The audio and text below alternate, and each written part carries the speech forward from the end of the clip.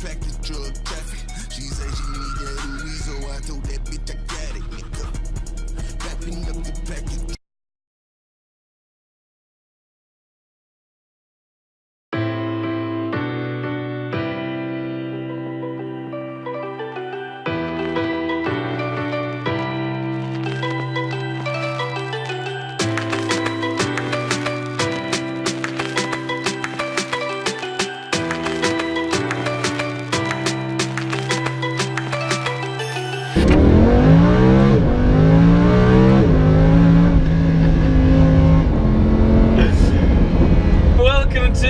The Lamborghini Huracan. It is the start of a new week. I spent the last few days with Williams Martini Racing, enjoying the company of Felipe Massa and Valtteri Bottas. We did drifting, and I also did a Facebook Live session with those guys. So if you didn't see it, be sure to go on to the Martini Facebook page and check that out.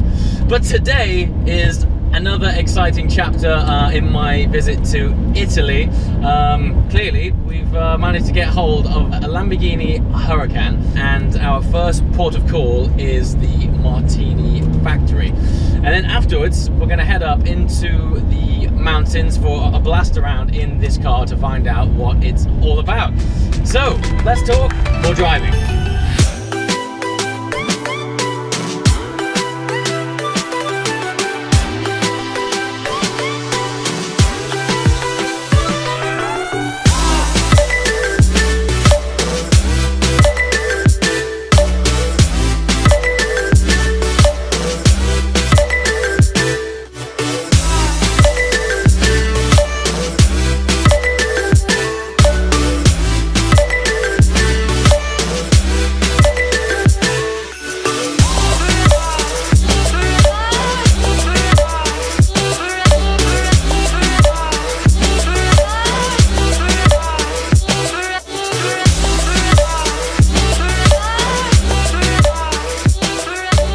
Okay, after a beautiful drive through the Italian countryside, we finally arrived. We are here at the Martini house, Casa Martini, and I'm standing on the original terrazzo. This is where it all started. This is where parties have gone down.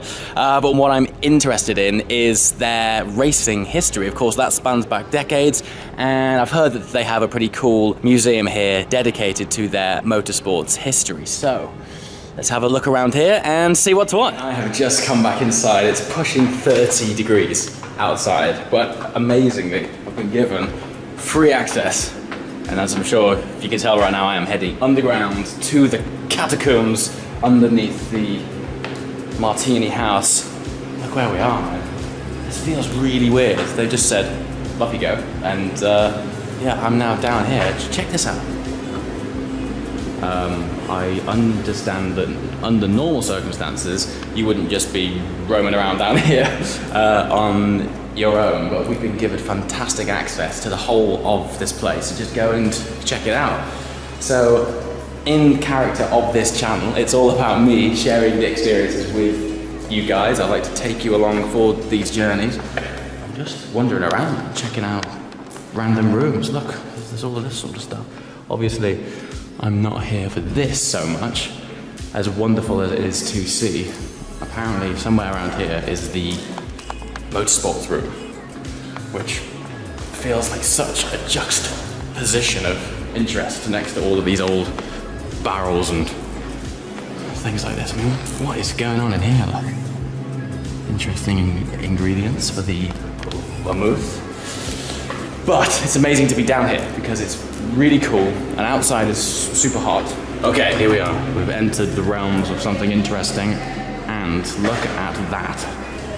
That, I believe, is the front of a barrel that has now been turned into a door. That whole thing actually opens, and you can walk through that into this area here, which I believe later on I'm going to get my chance to make my own vermouth.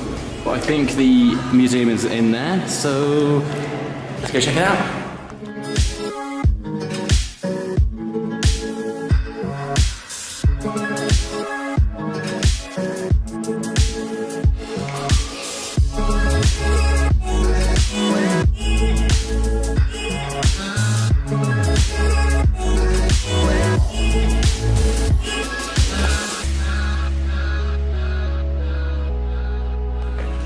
Okay, that's it for our quick stop at Martini. It's been a fantastic experience, but back to the Lambo. We're now gonna jump in this car and wind our way up some beautiful Italian country roads to a Michelin star restaurant. I'm not sure how long it'll take, but from the pictures I've seen, it's gonna be stunning, and I can't wait to actually get the Lambo in a territory where I can explore it, like, properly, rather than driving along motorways, which we did all the way here. So, without further ado, back to the Italian Stallion, and let's hit the road.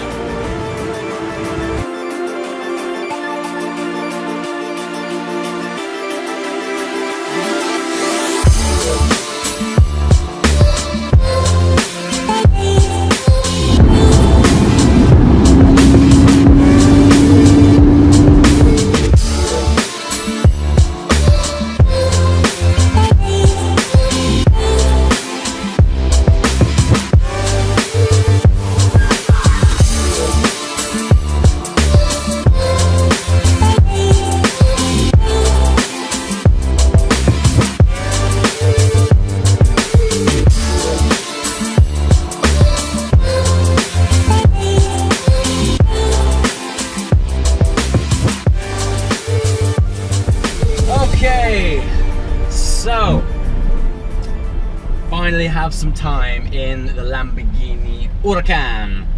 Now, my thoughts on this is I don't know how much more Italian it could possibly be. I am somewhere absolutely stunning. I'm in the hills of Italy, near a place called Bergamo, and it's just absolutely stunning. And I'm amongst vineyards, stunning vistas, and I'm in a bright orange Lambo. I mean, how much more fantastic can it be?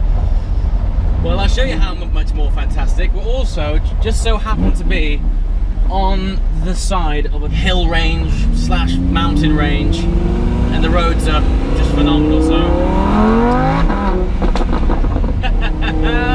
So let's explore what this Lambo is all about. We're on some amazing roads.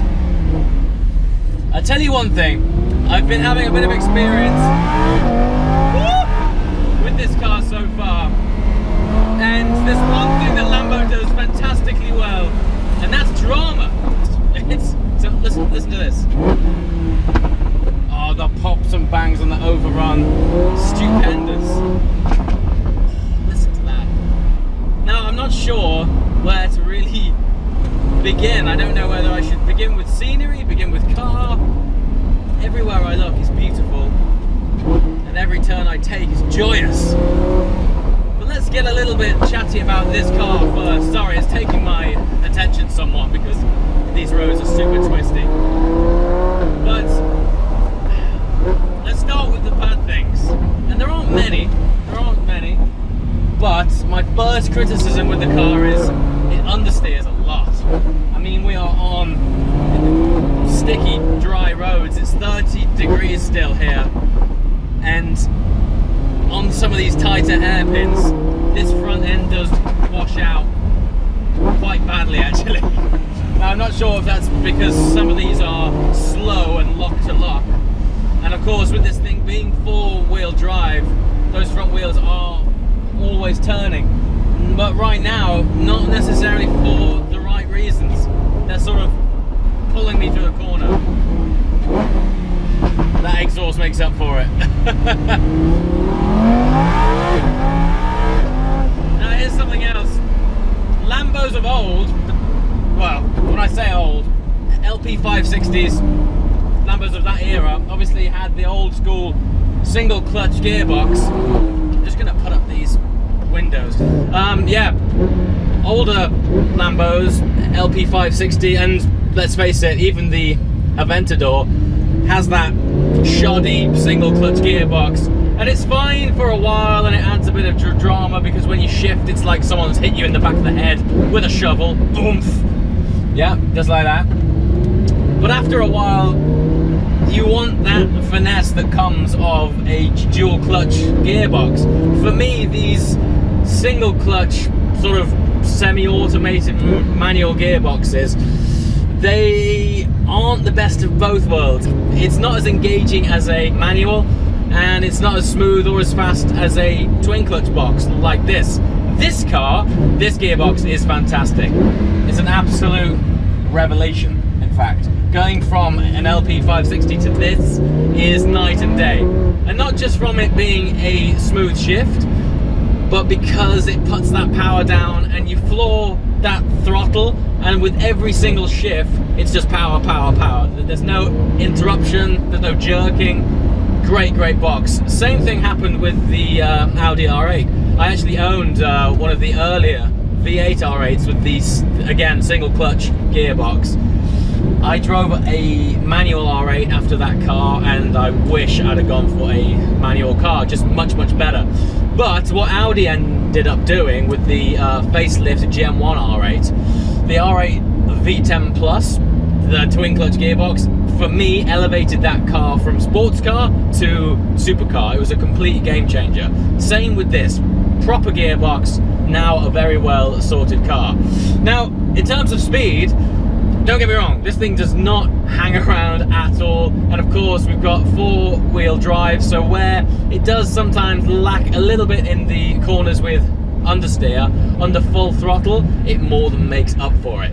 The main thing for me though on days like this, when it comes to having a road trip or an adventure where you just want to immerse yourself in the driving experience, it doesn't matter what it is as long as it puts a smile on your face. Right now, I am ticking all the right boxes that makes for the perfect driving journey. We're in Italy, the sun is shining, I'm in an Italian supercar, and I'm on roads which just looks like someone took a load of spaghetti and went, go and drive that, sir.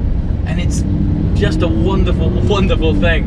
What is fantastic as well about tight, twisty driving roads is you don't have to go very fast to enjoy them. And that is magic, because let's face it, these cars, any cars in this bracket, you could argue that they're actually too fast. Most of the time, you're not going to be extrapolating half of the performance of these cars until you get to roads like this. They're just ultra super twisty, tight roads. And here's where this four-wheel drive comes in play. First gear. No issues at all. No messing, no spinning up. God, it's just fabulous. That's V10 soundtrack.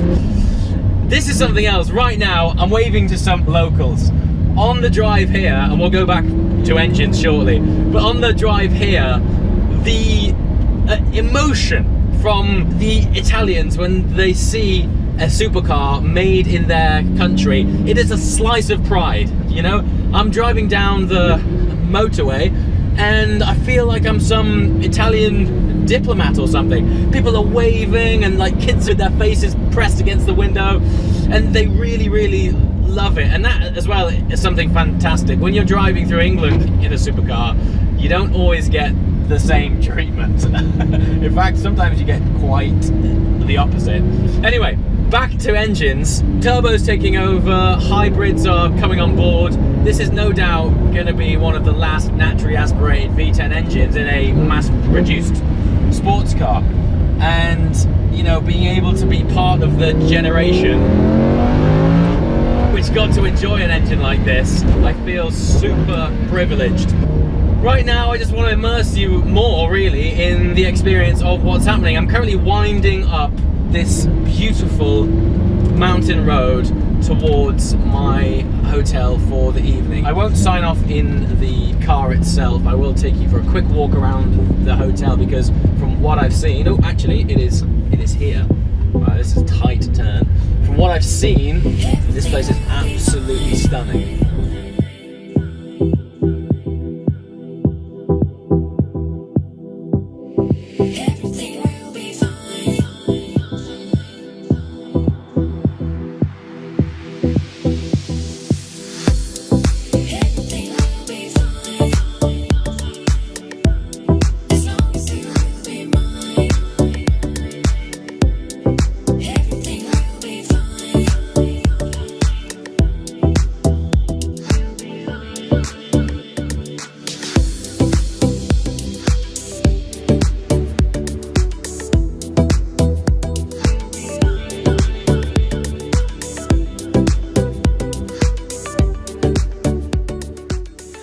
right, and that is it. That is a quick look at the San Maurizio Hotel. As you can see, the views here are absolutely unbelievable. I felt an obligation to show you before I signed off properly.